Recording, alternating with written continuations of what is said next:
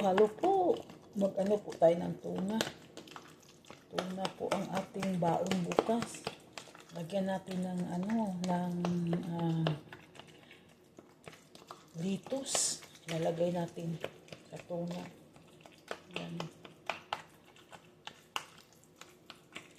Yan na po ang tuna. Isang itlog lang nilagay ko. Tipid-tipid din sa itlog.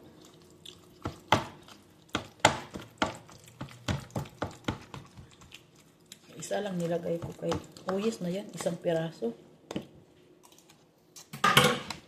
Tuna.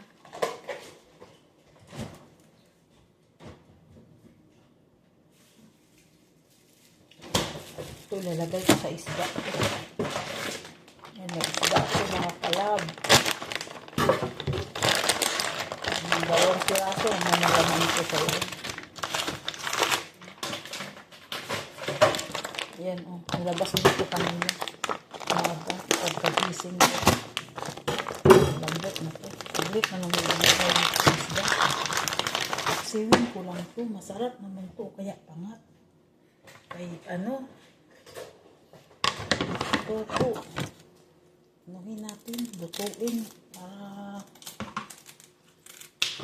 tayo masyadong maaga bukas. Aga na, start ng bukas ng ng mister ko. Start na ng sarili niyang Yan, lutuin na. Para hindi na tayo luto. Nagutom na rin akong mga hinday, mga budin. Galing kami sa trabaho. Mister. Galing pala ako rin, biometric pala ako ngayon. Kaya